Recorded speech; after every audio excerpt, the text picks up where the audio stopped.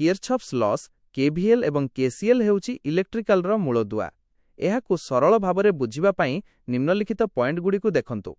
1. କେସିଏଲ୍ କିର୍ଚଫ୍ସ current ଲ mine junction ନିୟମ।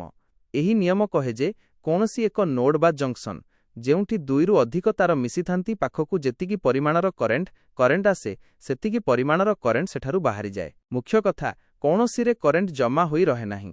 Mathematical formula SUM I in SUM I out. ଏହା law of କନସର୍ଭେସନ୍ of charge ସଂରକ୍ଷଣ ନିୟମ ଉପରେ ଆଧାରିତ। 2. କେଭିଏଲ୍ କିର୍ଚଫ୍ସ ଭୋଲ୍ଟେଜ୍ ଲ ଲୁପ୍ ନିୟମ। ଏହି ନିୟମ ଏକ କ୍ଲୋଜ୍ଡ ଲୁପ୍ ବନ୍ଦ ପରିପଥ ପାଇଁ ପ୍ରଯୁଜ୍ୟ। ଏହା କହେ ଯେ ଗୋଟିଏ ବନ୍ଦ ସର୍କିଟ୍ ଭିତରେ ଥିବା ସମସ୍ତ ଭୋଲ୍ଟେଜ୍ ସୋର୍ସ, ବ୍ୟାଟେରୀ ଏବଂ ଭୋଲ୍ଟେଜ୍ ଡ୍ରପ୍ ରେଜିଷ୍ଟେନ୍ସରେ ହେଉଥିବା ଖର୍ଚ୍ଚର ସମଷ୍ଟି ଶୂନ ମ୍ୟାଥ୍ ବିଏଫ୍ ଶୂନ୍ୟ ହେବ। ମୁଖ୍ୟ କଥା, ଗୋଟିଏ ପଏଣ୍ଟରୁ ବାହାରି ପୁଣି ସେହି ପଏଣ୍ଟକୁ ଫେରିଲେ ମୋଟ ଭୋଲ୍ଟେଜ୍ ପରିବର୍ତ୍ତନ ଶୂନ ହୁଏ। ମ୍ୟାଥମେଟିକାଲ ଫର୍ମୁଲା ସମ୍ ଭି ଶୂନ୍ୟ। ଏହା ଲ ଅଫ୍ କନସର୍ଭେସନ୍ ଅଫ୍ ଏନର୍ଜି ଶକ୍ତି ସଂରକ୍ଷଣ ନିୟମ ଉପରେ ଆଧାରିତ।